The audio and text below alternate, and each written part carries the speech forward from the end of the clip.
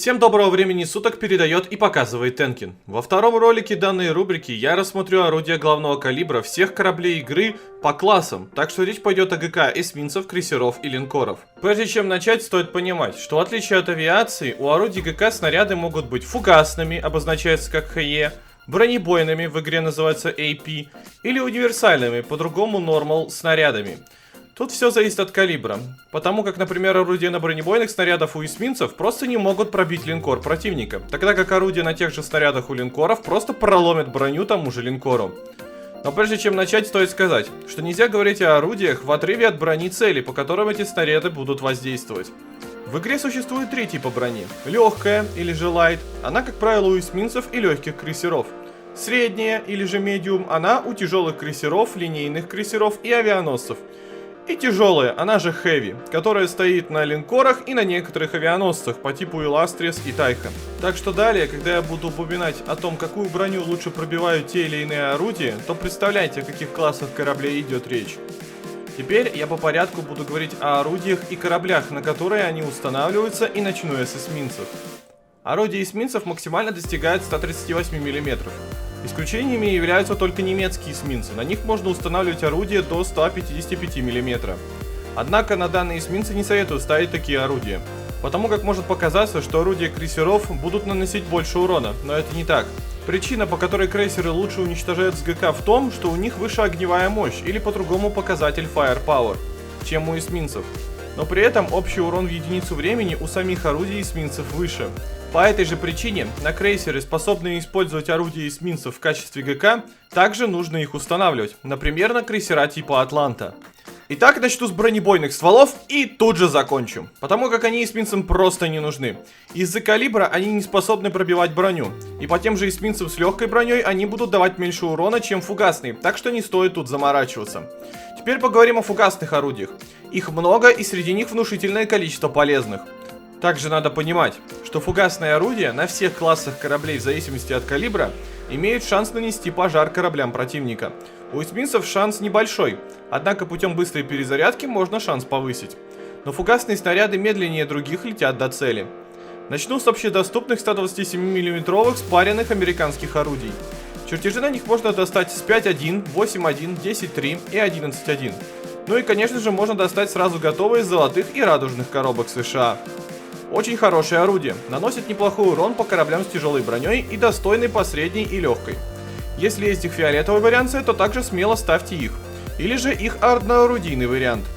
Однако эти 127 мм не лучшие орудия на фугасных снарядах в игре, так как в конце июня-начале июля проходил ивент Iris of the Light and the Dark, где можно было получить вот эту одноорудийную французскую 138 мм пушку. Она обладает наилучшим разовым уроном среди фугасных орудий для эсминцев. Жаль, что сейчас уже никак нельзя получить такой ствол, однако будем надеяться на реран ивента. Теперь поговорим о орудиях с универсальным снарядом. Такие снаряды в целом хуже воздействуют на броню и не могут поджечь по сравнению с фугасными. Однако они быстрее летят до цели и перезаряжаются, и в этом их главное преимущество. Здесь стоит выделить вот эти 100 мм золотые японские орудия, чертежи которых можно получить в 9.4 и 12.4, будь она неладна, а также в золотых и радужных коробках Японии. Если они отсутствуют, то можно взять вот эти фиолетовые британские 120 мм спаренные орудия. Однако стоит выделить вот эти синие 76 мм орудия, которые обладают типом снаряда Normal Plus. На самом деле никаких особых отличий от обычных универсальных тут нет, просто немного будет выше урон по средней броне. Дело тут не в снаряде, а в том, что это самые скорострельные орудия для эсминцев в игре.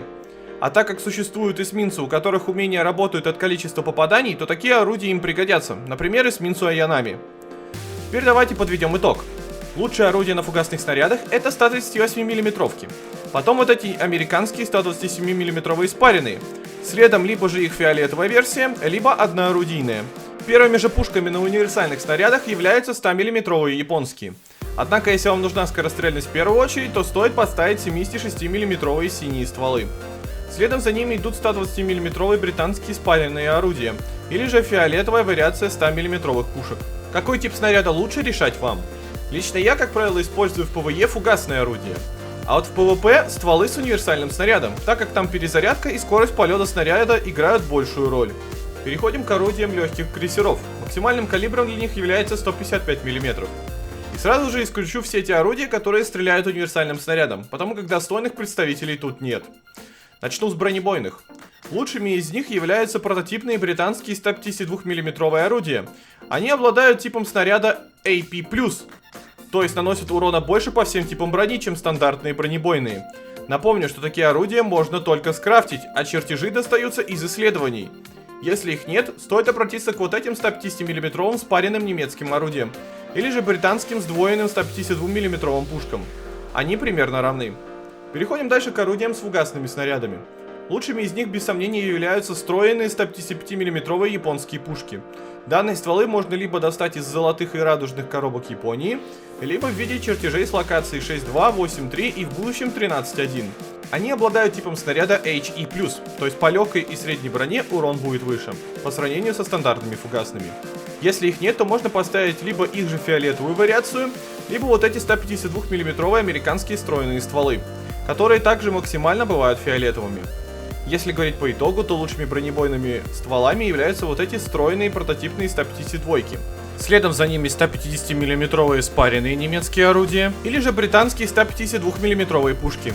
Если говорить про фугасные, то лучшими являются золотые 155 мм встроенные японские орудия. После их же фиолетовая версия. А потом вот эти 152 мм американские орудия. Лично я, как правило, использую бронебойные орудия. Однако есть корабли, которым фугасные стволы нужны либо из-за умений по типу легкого крейсера Бефост, либо если идете на босса локации. Также я беру бронебойные орудия по большей мере из-за скорости полета снаряда. У них скорость выше, чем у всех остальных типов снарядов. Следом я рассмотрю орудия тяжелых крейсеров. Для них максимум это 203 мм калибр. Однако есть исключения в виде карманных линкоров Deutschland и Graf Spee. Они на себя могут поставить свои родные 283 мм орудия, которые могут пригодиться только против врагов, у которых есть щит. Это такое защитное умение. А данные орудия стреляют по навесной траектории, то есть избегая этот самый щит.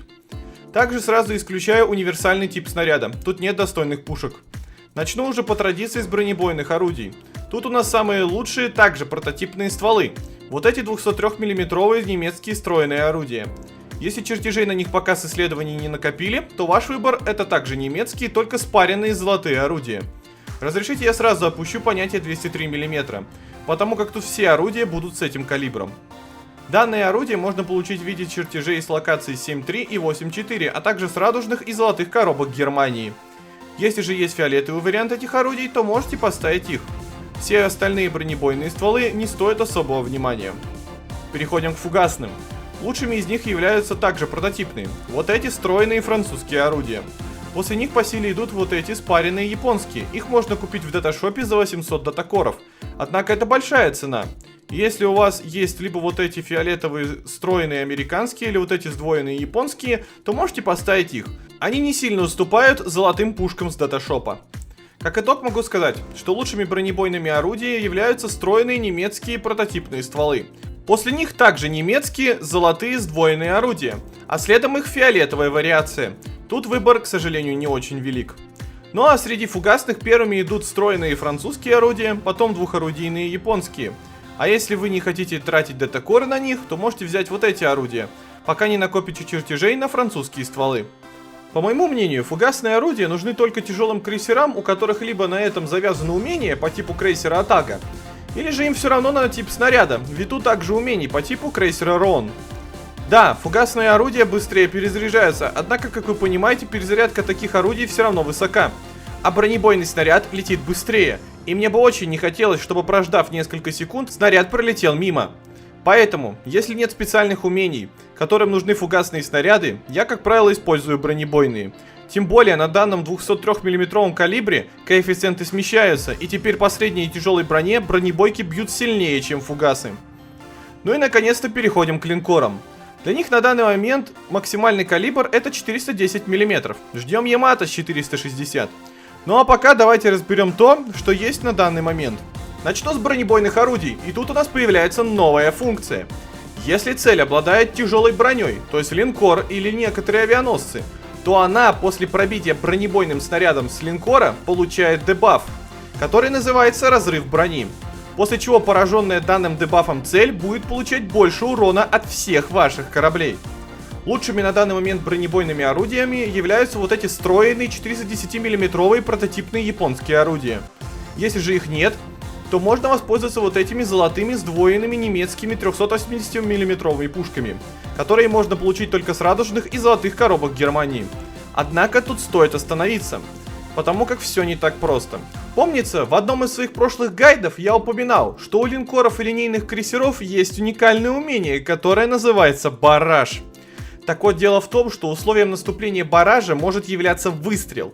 То есть, чем чаще вы будете стрелять, тем больше барражей с линкора за бой вылетит.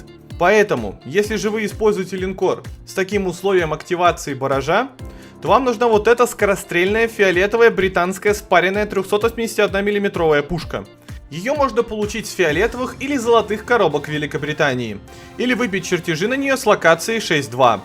Да, она обладает бронебойным снарядом, но намного скорострельнее, чем ранее упомянутые мной 380 и 410 мм орудия. Так что если вам нужна пушка с бронебойным снарядом и с высокой скорострельностью, то стоит выбрать ее. Теперь перейдем к фугасным стволам с высокой скоростью стрельбы. Лучшими из них являются вот эти спаренные британские 381 мм орудия. Раньше их можно было получить с даташопа, теперь только в виде чертежей с исследований. Если их нет, то можете взять вот эти фиолетовые спаренные японские 410 мм орудия. Их можно получить из золотых или фиолетовых коробок, или же достать чертежи на них из локаций 6.3, 7.3 и 12.4. Блин. Только внимание, не спутайте, существует золотой вариант этих орудий. Чертежи на них можно получить с исследований, только тип снаряда там не фугасный, там летит картечь, которая накрывает большую площадь, но урона почти не наносит. Для чего эти орудия нужны, я не знаю, просто будьте внимательней. Теперь перейдем к фугасным орудиям, которые ценятся за свой разовый урон, а не за скорость стрельбы. И тут у нас великое противостояние между вот этими прототипными стройными британскими 381 мм орудиями и вот этими фиолетовыми американскими 406 мм пушками. У первых лучше перезарядка, а у вторых лучше урон. Я все-таки считаю, что лучше все-таки американские орудия, потому как скорострельность у британских орудий не настолько выше.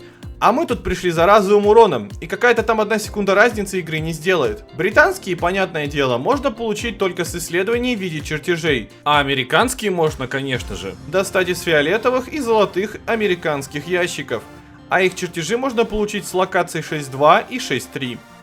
Также еще существуют фугасные счетверенные британские 356 мм орудия. Однако нужны они только линкору King George V, так как у него есть умение, которому нужны эти орудия. А так они очень не очень. То же самое можно сказать и про вот эти ивентовые французские счетверенные 380 мм орудия, которые нужны только линкору Жанбар. Стоит также сказать, что существуют золотые орудия с универсальным типом снаряда. Вот эти встроенные 406 мм орудия, однако они настолько плохи, что их даже не стоит рассматривать. А также немецкие встроенные стволы с линкоров типа Шарнхорст. Они самые скорострельные, но тип снаряда и урон оставляют желать лучшего. Итак, давайте подобью итог орудий для линкоров. Лучшими бронебойными силовыми орудиями являются прототипные японские 410 мм пушки. После них идут золотые 380 мм немецкие. Если есть фиолетовая версия, то можете поставить их. Если же нужна скорострельность, то берите вот эти 381 мм британские. Первыми фугасными стволами, у которых разовый урон на первом месте, являются фиолетовые 406 мм американские орудия. После них британские 381 мм. Ну а после уже также английские 356 мм или 380 мм французские. Самые лучшие фугасные орудия с высокой скоростью стрельбы — британские 381 мм пушки. Потом фиолетовые 410 мм японские. Мое мнение таково, что все-таки лучше применять фугасные орудия, потому как у них больше радиус поражения и они поджигают. Бронебойные могут пригодиться только на боссе, который является линкором, которому надо проломить броню, и тогда он будет получать больше урона. Больше для орудий с таким типом снаряда я назначения не вижу. Ну что же, думаю, вам стало немного понятнее насчет орудий главного калибра. В следующий раз я разберу вспомогательное вооружение, орудия ПМК и торпеды. Ну а на этом все. Не забудьте поставить лайк, подписаться на канал и приходить на мои стримы, где мы с вами и увидимся. Всем спасибо за просмотр и удачных вам игр!